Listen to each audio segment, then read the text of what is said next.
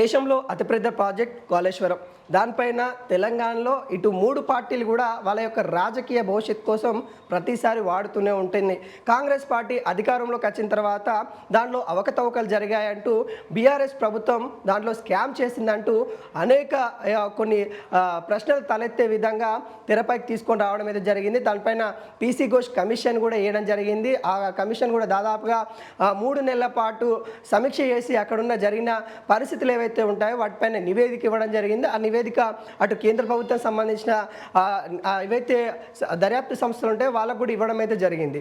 అయితే దీనిపైన నిన్న బండి సంజయ్ కీలక వ్యాఖ్యలు అయితే చేయడం అయితే జరిగింది. ముఖ్యంగా కాంగ్రెస్ ప్రభుత్వం గురించి, సీఎం రేవంత్ రెడ్డి గురించి కొన్ని వ్యాఖ్యలు అయితే చేయడం జరిగింది. అయితే కాంగ్రెస్ ప్రభుత్వానికి చేత కాకుండా చెప్పండి, మేము మహారాష్ట్ర ప్రభుత్వం దగ్గరికి వెళ్ళి మేము ఏదైతే కాళేశ్వరం ప్రాజెక్టుకి సంబంధించిన అనుమతులు ఏవైతే కావాలో అవి మేము తీసుకొని వస్తాము అన్నట్టుగా నిన్న బండి సంజయ్ వ్యాఖ్యలు అయితే కనబడతా ఉన్నాయి. కాళేశ్వరం ప్రాజెక్టు కొన్ని పర్మిషన్లు అయితే మహారాష్ట్ర ప్రభుత్వం ఇవ్వాలి. ఎందుకంటే అక్కడ కొన్ని మరమ్మతులు చేయాలంటే అది బార్డర్, అంటే మహారాష్ట్ర మరియు తెలంగాణ బార్డర్ కాబట్టి అక్కడ ఏదైతే ఆ ప్రాజెక్టు సంబంధించి కొంత పనులు జరగాలంటే అక్కడ ఆ ప్రభుత్వం కూడా అనుమతి ఇవ్వాల్సి ఉంటుంది. అదేవిధంగా ఈ ప్రాజెక్టు వల్ల అక్కడ ఉన్న దరిదాపుల్లో ఉన్న గ్రామాలు ఏవైతే ఉంటాయో మహారాష్ట్రలో కొన్ని గ్రామాలు అయితే నీటి మట్టమయ్యే అవకాశాలు ఉంటాయి. వాళ్ళకు కూడా మరి సురక్షిత ప్రాంతాలకు తీసుకెళ్లే విధంగా మరి మనం కూడా ఇక్కడ చర్యలు తీసుకోవాలి. కాబట్టి ఈ అన్ని అంశాలపైన ఇటు రాష్ట్ర ప్రభుత్వానికి మీకు చేత కాకుండా చెప్పండి, మేము మాట్లాడతాం, అటు మహారాష్ట్ర ప్రభుత్వంతో నన్ను బండి సంజయ్ వ్యాఖ్యలు అయితే కనబడతా ఉన్నాయి. ఇప్పటికే సీఎం రేవంత్ రెడ్డి కాళేశ్వరంలో ఎటువంటి వర్క్ చేయాలి, ఎటువంటి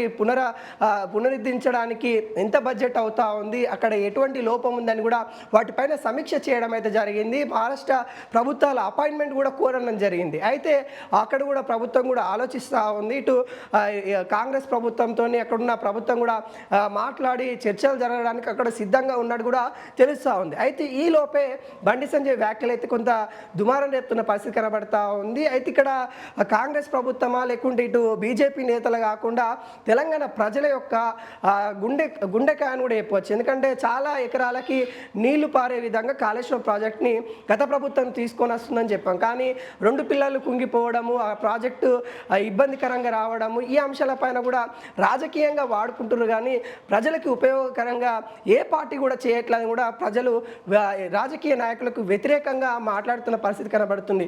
ఇప్పటికైనా మీరు మేము అని కాకుండా అందరూ ఏకతాటికి వచ్చి అటు ప్రభుత్వంలో, అంటే ప్రభుత్వము ఏదైతే బీఆర్ఎస్ ప్రభుత్వం ఉన్నప్పుడు కాళేశ్వరం ప్రాజెక్ట్ వచ్చింది కాబట్టి ఇప్పుడు అన్ని పార్టీలు కూడా ఇటు కేంద్రంలో అధికారంలో ఉన్న బీజేపీ పార్టీ కావచ్చు, రాష్ట్రంలో అధికారంలో ఉన్న ఇటు కాంగ్రెస్ ప్రభుత్వం కావచ్చు, గతంలో దానికి సంబంధించిన కీలక అంశాలు బీఆర్ఎస్ పార్టీ ప్రస్తావిస్తూ ఉంది. అంటే బీఆర్ఎస్ పార్టీ హయాంలోనే వచ్చింది కాబట్టి ఆ పార్టీ కావచ్చు, 3 పార్టీలు కూడా ఏకతాటికి వచ్చి కాళేశ్వరం సంబంధించిన ప్రాజెక్టులు పనులు చేయండి, మీ సొంత లాభాలు చూసుకోకండి, ముఖ్యంగా రైతులకు ఉపయోగపడే విధంగా చేయండి అని ప్రజలైతే అర్జిస్తున్న పరిస్థితి కనబడతా ఉంది. మరి చూడాలి, మరి ఇప్పటికైనా నేతలందరూ కూడా స్పందించి దీనిపైన రాజకీయం కాకుండా ప్రజలకు ఉపయోగపడే విధంగా చేయాలని కూడా కోరుకుంటా ఉన్నాం.